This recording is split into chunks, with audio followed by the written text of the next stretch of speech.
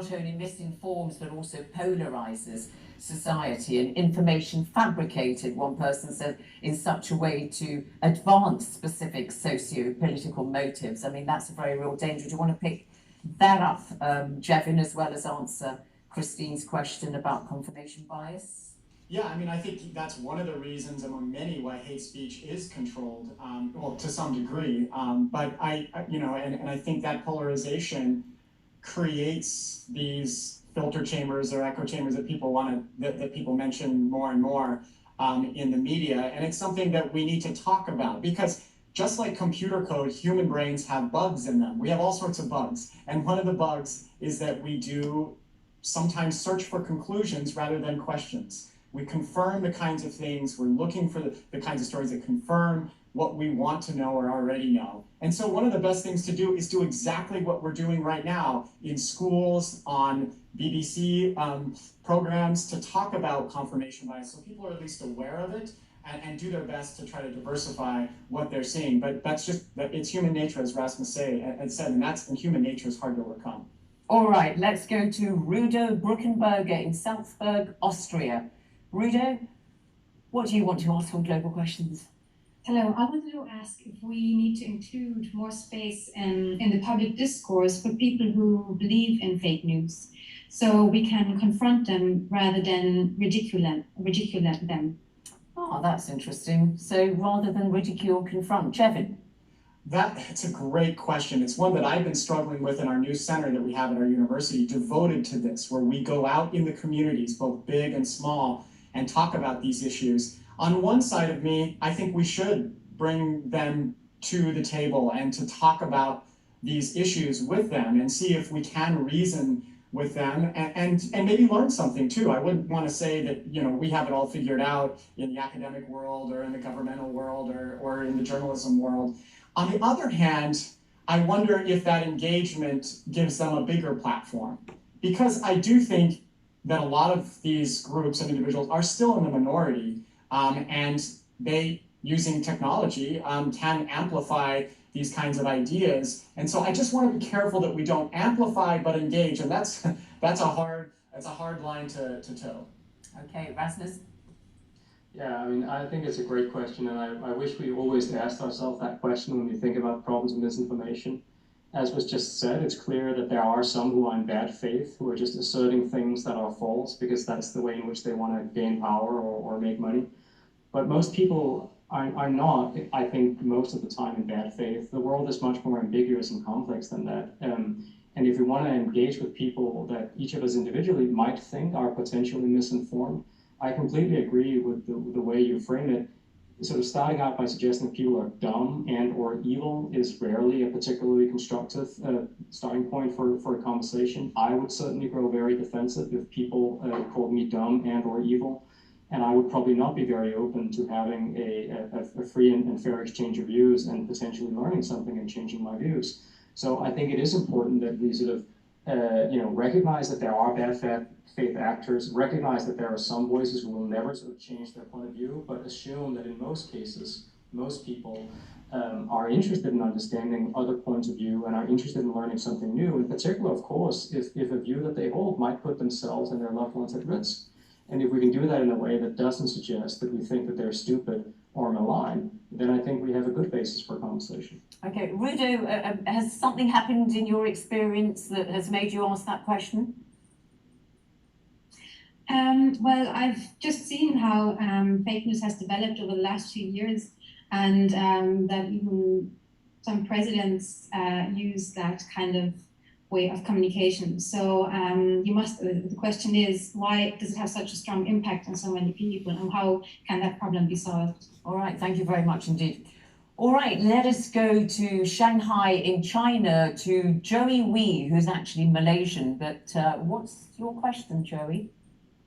Well, I wanted to ask the panel about how, in these troubled times of institutionalized misinformation, and even some governments who we are meant to trust, spreading things like fake news, how we could protect ourselves from these half-truths. Okay, yeah, let's go to you first, Rasmus. I mean, first of all, I want to recognize that much of the world, people don't have the privilege of having access to independent sources of information, and that makes it very hard to really understand whether what your government or major politicians are saying is in fact true and the whole truth, if you will. But leaving aside the hundreds of millions of people who don't have that privilege that I enjoy in the UK of having access to independent sources of media, I mean, I think it's worth recognizing that this is the problem that journalism in particular tries to solve, is to say, well, you know, powerful people and institutions, they have an agenda. They're not necessarily evil or in bad faith, but they will be selective about what they say. They might be sort of economical with the truth sometimes. And it's the role of independent journalists to try to establish, to seek truth and report it, and then share that in accessible, timely, and relevant fashion with the public. And I think it's a time like these that really reminds us of how valuable and important the role of independent professional journalism is in a situation like that. Not just a single organization doing this, but different organizations competing with one another and reporting the story so that people have a chance to make up their own minds. All right, Jevin West, what can you do about governments when they're involved in misinformation? We know there are examples, I won't go into them, but we all kind of know, and the accusations fly all over the place. So what can you do about it? Well, there'd be three words: invest in journalism. I'll go beyond that, of course, but I mean, if that was possible, and it's not always possible, as Rasmus say, in some environments, but investing in journalism and investing in education of that information consumer. There's a lot of discussion right now about throwing legal infrastructure at the problem, throwing technical infrastructure at the problem. But to me, it's making the information consumer as savvy as possible. And that has to start really young, but it also has to be thrown and provided for the older generation that aren't digital natives. So I think I'm a huge, huge advocate of education and investing in journalism. But there's not a lot you can do if a government decides that it's going to jam and deny people access to various sites. There's not a lot you can do, is there, Jevin? There's not, and that's where the wild, wild west of the internet helps. It's kind of a double-edged sword in some ways. That I mean, in some ways, it is a big problem. But the more that we provide access to that information across the world, as we mentioned in a previous question so far in this discussion, that's one of the ways that I think we can get at some of these things. So I think access to information, despite its problems, is what we should be after as well. Joey, has that answered your question? Yes, I would like to thank the panel. I was just thinking that this misinformation at even the governmental level is a serious issue of our democracy, and it's collectively very hard about freedoms. All right, thank you very much indeed there, Joey from Shanghai in China. Right, let us go to our last question now, and it is Anastasia Pogribniak from Ukraine. What's your question, please? My question is, can misinformation be regulated at the governmental level without breaking of basic human rights? Right, Rasmus, how would you answer that? I'm very skeptical of that, personally. We have a balance to strike always between free expression and other fundamental human rights that most countries have signed up to in various international declarations. And I think there are good reasons to have legal bans on hate speech and some other forms of criminal speech. But when it comes to misinformation, I think very often misinformation is information that's disturbing, it's information that's offensive, it's information that's shocking, and it's information that's not necessarily true, but most of this is often covered by traditional freedom of expression rules. And I think we really need to be very, very careful, as several of you have pointed out in your questions, because much misinformation concerns politics and governments. There will always be a temptation, if we criminalize things that could be false and misleading, that they will be used by powerful people and powerful institutions to silence dissent and critics. As of course historically has happened, even in democracies, such rules have been used by powerful people to try to stifle dissent and criticism. So I think we need to be very, very careful. And I'm glad to see courts in free societies around the world express great skepticism towards some of the attempts to regulate misinformation in just in the last couple of days. Okay, Jevin, just before you answer that, just a related issue there about regulation. I mean, some of the platforms themselves are trying to do things, aren't they? I mean, Twitter, for instance, hid one tweet from President Trump that it said was a bit, one that was a bit misleading and one which was a bit provocative, and he said, you know, when the looting starts, the shooting starts, and so on. So they are themselves taking some responsibility. So can governments and the Googles and the Facebooks, you know, step up to this challenge themselves?